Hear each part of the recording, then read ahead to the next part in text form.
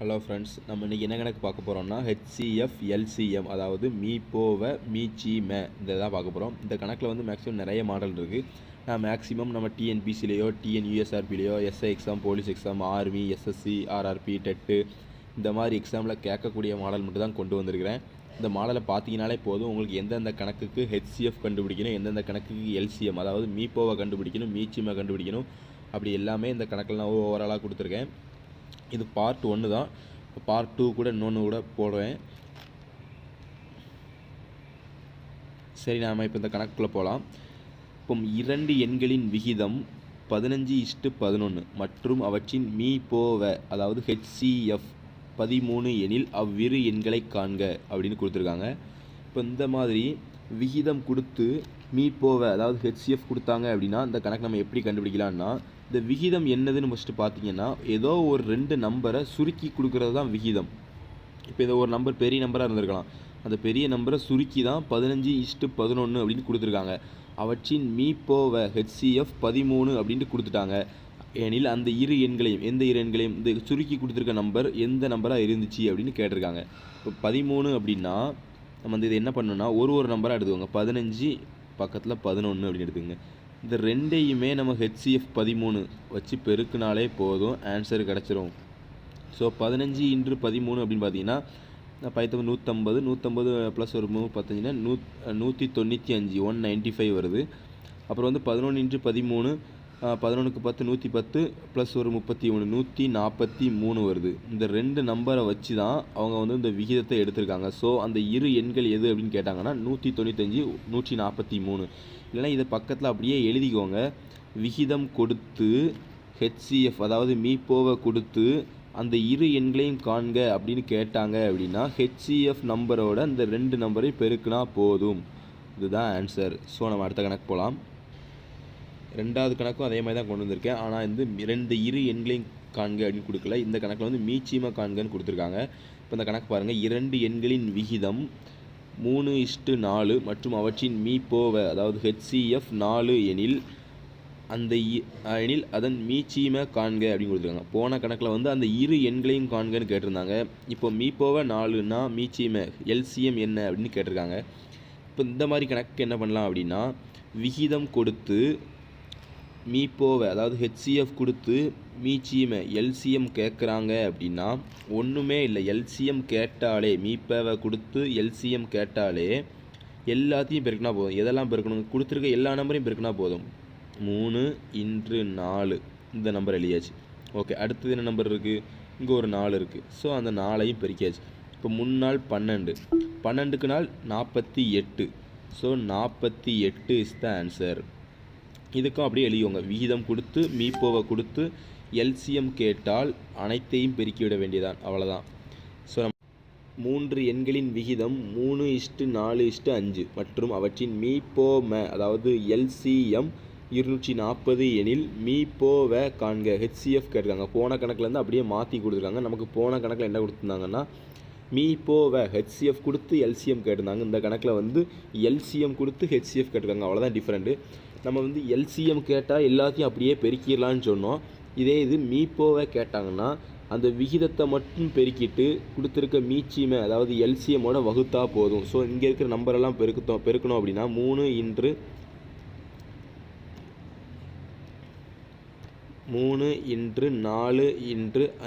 = 3 நாள் 12, 12க்கு 5 60. ஸோ 60 கிடச்சிருக்கு. இப்போ நம்ம ஹெச்சிஎஃப் எப்படி கண்டுபிடிக்க போகிறோம் அப்படின்னா, நமக்கு இன்னொன்று என்ன கொடுத்துருக்காங்கன்னா மீப்போமை அதாவது எல்சிஎம் கொடுத்துருக்காங்க. அது எல்சிஎம் எத்தனைன்னு பார்த்தீங்கன்னா 240/60 அப்படின்னு போட்டால் போதும். ஒரு 0 அடிச்சாச்சு. 1 6 4 24. ஸோ ஹெச்சிஎஃப் என்ன அப்படின்னு பார்த்தீங்கன்னா 4 தான் ஆன்சர். இப்போ இந்த கணக்கு இதே மாதிரி சின்னதாக ஷார்ட்லாக கீழே எழுதிக்கோங்க. விகிதம் கொடுத்து மீப்போமை அதாவது எல்சிஎம் கொடுத்து மீப்போவை ஹெச்சிஎஃப் கேட்டால், விகிதம் கொடுத்து எல்சிஎம் கொடுத்து ஹெச்சிஎஃப் கேட்டால் விகிதத்தை எல்லாத்தையும் பெருக்கிட்டு மீப்போமோ கூட வகுத்தா போதும், எல்சிஎம் கூட வகுத்தால் போதும் அப்படின்னு எழுதிக்கோங்க. ஸோ நம்ம அடுத்த கணக்கு போகலாம். 4வது கணக்கு பாருங்கள். 2 எண்களின் மீப்போவை ஹெச்சிஎஃப் 11 மற்றும் அவற்றின் மீச்சிமை 7700 எல்சிஎம் ஒரு எண் 275 எனில் மற்றொரு எண்ணை காண்க. இப்போ ஃபஸ்ட்டு 3 கணக்குமே நம்ம விகிதம் கொடுத்து அவங்க எல்சிஎம் ஹெச்சிஎஃப் கேட்டுருந்தாங்க. இப்போ இந்த கணக்கில் வந்து ஹெச்சிஎஃப் கொடுத்துட்டாங்க, எல்சிஎம் கொடுத்துட்டாங்க, அதில் ஒரு நம்பரும் கொடுத்துட்டாங்க, இன்னொரு நம்பரை காண்க அப்படின்னு கொடுத்துட்டாங்க. இந்த மாதிரி கணக்கு கேட்டாங்கன்னா நம்ம என்ன ஃபார்முலா யூஸ் பண்ணலாம்னா, ஒரு ஃபார்முலா மாதிரி இருக்காது, நம்ம ஜஸ்ட் அதை பார்த்தாலே ஞாபகம் வச்சுக்கலாம். என்னென்னா எக்ஸ் இன்ட்ரு ஒய் சீக்வல்ட் எல்சிஎம் இன்ட்ரு ஹெச்சிஎஃப், அவ்வளோதான். சும்மா எல்லாத்தையும் பெருக்கினாலே போதும், இந்த ஆன்சர் கிடச்சிரும்.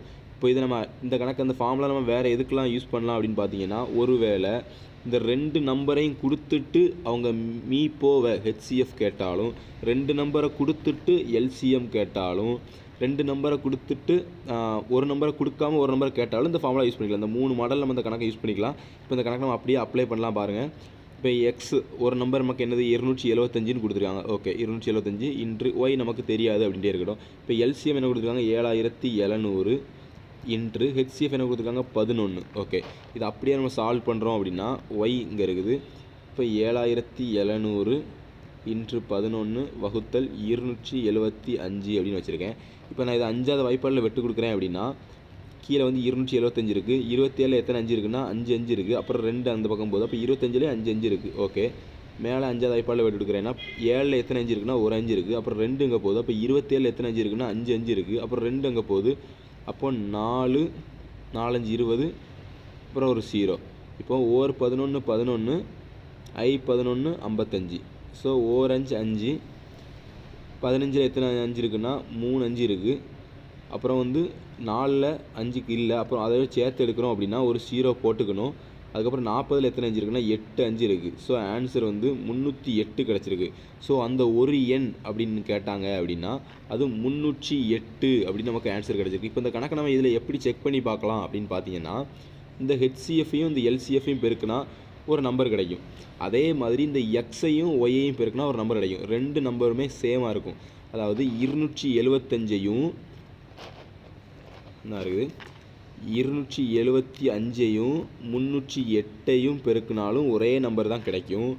7700 எல்சிஎம் இன்று 11 ஹெச்சிஎஃப், இந்த 2 நம்பரை பெருக்கினாலும் இந்த 2 நம்பரை பெருக்கினாலும் ஒரே நம்பர் கிடைச்சா ஆன்சர் கரெக்டு.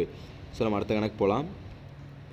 இப்போ இந்த 5வது கணக்கும் சேம் 4வது கணக்கு மாதிரி தான். இந்த கணக்கு பாருங்கள். 2 எண்களின் மீ போவ 4 மற்றும் அவற்றின் மீ சீம அதாவது எல்சிஎம் 48, ஒரு எண் 3 எனில் மற்றொரு எண்ணை காண்க அப்படின்னு கொடுத்துருக்காங்க. இப்போ இந்த கணக்கு எப்படின்னா அதே மாதிரி எக்ஸ் இன்ட்ரு ஒய் சீக்வல்ட் எல்சிஎம் இன்ட்ரு ஹெச்சிஎஃப் இப்படி வந்திருக்கு. இப்போ நமக்கு எல்சிஎம் எத்தனை கொடுத்துருக்காங்கன்னா 48 இன்று எல்சிஎம் மீப்போவை எடுத்து கொடுத்துருக்காங்கன்னா 4 கொடுத்துருக்காங்க. இப்போ ஒரு எண் 3 அப்படின்னு கொடுத்துட்டாங்க, இன்னொரு நம்பர் நமக்கு தெரியாது.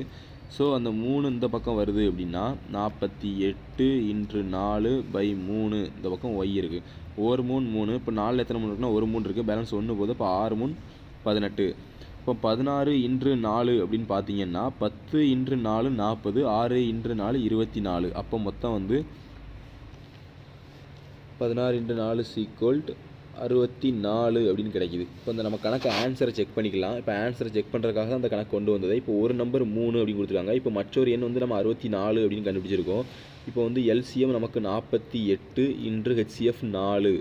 இப்போ வந்து 3ஐயும் 64ஐயும் பெருக்கணும் அப்படின்னா 360 180 180 4 3 12, அப்போ 192 கிடைக்கிது. இதே மாதிரி இந்த பக்கமும் 192 கிடைச்சா ஆன்சர் கரெக்டு. இப்போ 48 இன்ட்டு 4னா 4 நாள் 16 160 ஆச்சு. அப்புறம் 8 நாள் 32, ஸோ 192. 2 பக்கமும் சேமாக வந்துருச்சு அப்படின்னா அந்த கணக்கில் ஆன்சர் நமக்கு கரெக்டு. ஸோ ஆன்சர் என்னன்னு பார்த்துருக்கீங்கன்னா அந்த ஒரு எண் 64. ஸோ நம்ம அடுத்த கணக்கு போகலாம்.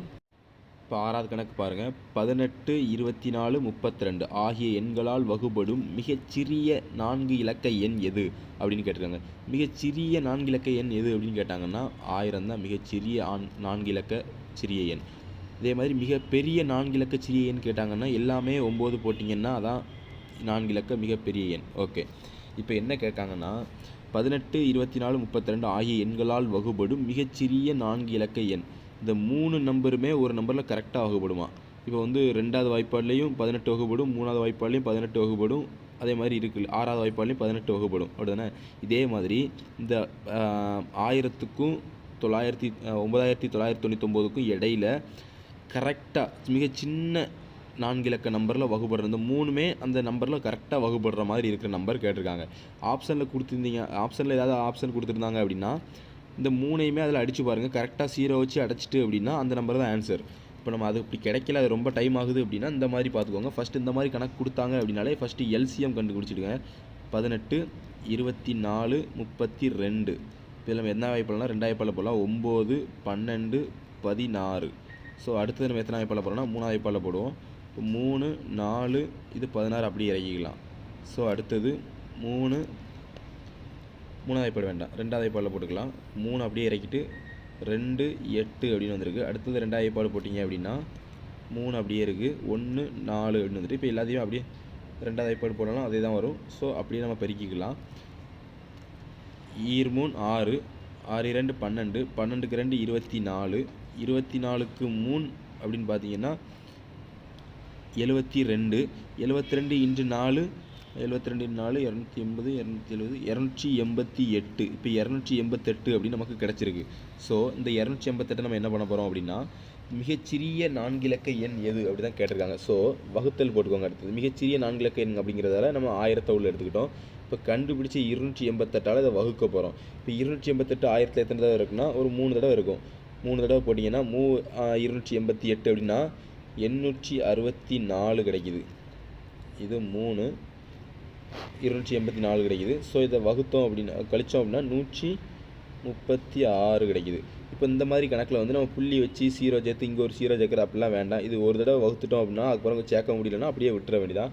இப்போ நம்ம என்ன பண்ண போகிறோம் அப்படின்னா மிகச்சிறிய 4 இலக்க எண் கேட்டதால் இந்த நம்பரை இதோட கழிக்க போகிறோம். 288 மைனஸ் 136 சீக்வல் நமக்கு எத்தனை கிடைக்குன்னா 2, 5, 1, 152 கிடச்சிருக்கு.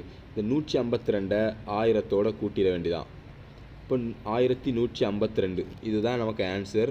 இப்போ இந்த 1152 வந்து நம்ம 18, 24, 32 இந்த எதை நம்பரை வச்சு நம்ம வகுத்தாலும் கரெக்டாக 0வாக வகுத்துரும்.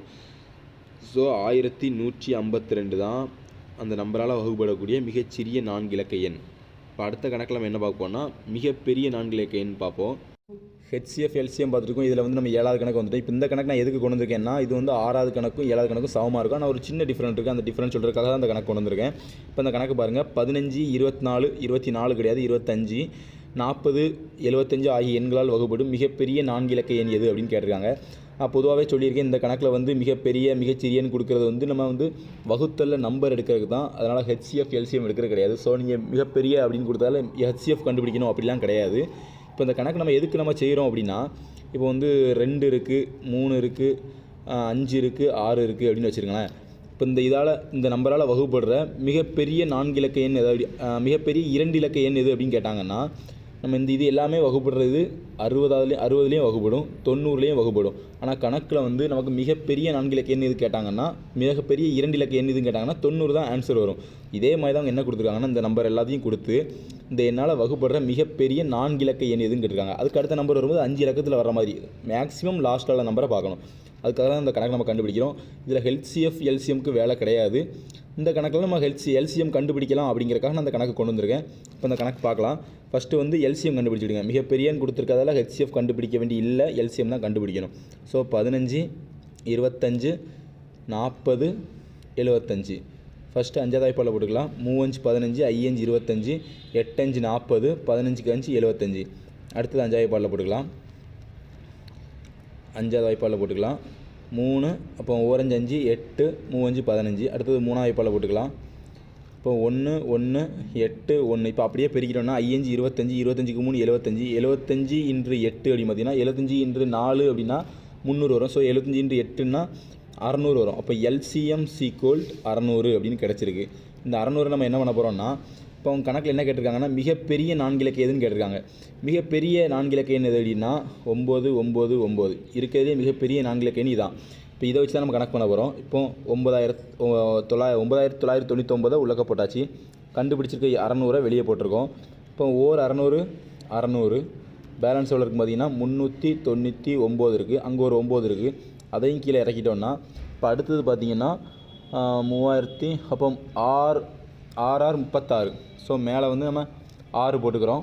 6 36 அப்படின்னா கூட 2 0 இருக்குது. அந்த 2 0 போட்டுடுறோம். இப்போ பேலன்ஸ் நமக்கு எவ்வளோ வருதுன்னு பார்த்தீங்கன்னா அதே 399 தான் வருது. நம்ம போன கணக்கில் என்ன பண்ணோம் அப்படின்னா அதில் மிகச்சிறியன்னு கேட்டிருந்தாங்க. ஸோ நம்ம வகுத்த நம்பர்லேருந்து பேலன்ஸை கழித்து இங்கே இருக்கிற மிகச்சிறிய நம்பரோட கூட்டியிருந்தோம். ஆனால் இந்த கணக்கில் அப்படி கிடையாது, மிகப்பெரிய அப்படின்னு தான் கேட்டிருக்காங்க. ஸோ டைரெக்டாக இந்த நம்பர்லேருந்து இந்த நம்பரை கழித்தாலே போதும். ஸோ அதை எப்படி கழிக்க போகிறோம் அப்படின்னா 9999 பை 399 இப்போ கழித்தோம் அப்படின்னா 0069. அப்போ மிகப்பெரிய 4 இலக்க எண் எது அப்படின்னு பார்த்தீங்கன்னா 9600. ஓகே, நம்ம அடுத்தது வந்து பார்ட் 2ல் பார்க்கலாம். HCF பார்ட் 2 வரும். Okay friends, thank you. பிடிச்சிருந்தா சப்ஸ்கிரைப் பண்ணுங்கள்.